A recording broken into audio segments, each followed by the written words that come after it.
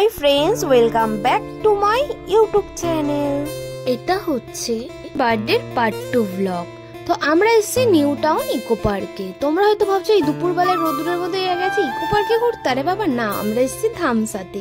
তো এই ধামসাতে আসার জন্য আমাদের 5 দিন আগের থেকে টেবিল বুক করতে হয়েছিল। আমরা এসেছি 4 জন, মানে 4 জনের টেবিল বুক করতে আমাদের ফার্স্টে দিতে হয়েছিল 200 টাকা। তো আমাদের এখানে টাইমিং ছিল দুপুর 3টের সময়। তো আমরা ঠিক টাইম মতনই এখানে চলে এসেছিলাম। আর এই ভেতরে যে ডেকোরেশনটা জাস্ট অসাধারণ লাগছিল। সব থেকে বড় কথা হচ্ছে এই স্টাফগুলোর ব্যবহার এত ভালো আর এত সুন্দর যে কি বলবো, কিছু বলার নেই এখানে। তো তারপরে আমরা খাবার অর্ডার দিয়েছিলাম অর্গাম থালি। ওখানকার স্পেশাল থালি হচ্ছে অর্গাম থালি। তো তারপর এখানে আমি আমার বোন গল্প করে নিয়েছিলাম। তো তারপরে আমাদের থালি চলে আসলো। তো থালিটা দেখতে কত সুন্দর লাগছে না?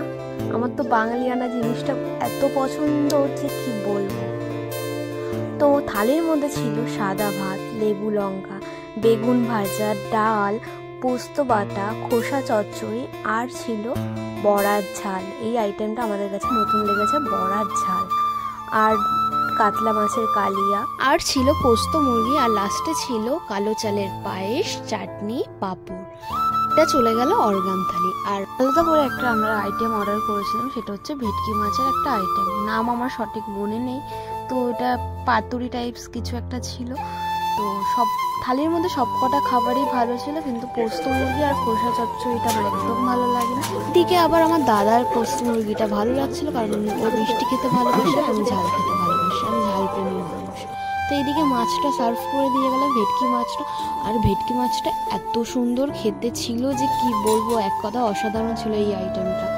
তো তারপরে এখানে আমাদের কালো চালের পায়েস, চাটনি পাঁপড় দিয়ে গেল। তো কালো চালের পায়েসটা নতুন আইটেম বলে আমি একটু ট্রাই করলাম। কিন্তু সত্যি কথা বলতে আমার মায়ের হাতে গোবিন্দভোগের চালের পায়েস খেতেই আমার বেশি ভালো লাগে। কালো চালের পায়েসটা আমার অত ভালো লাগেনি।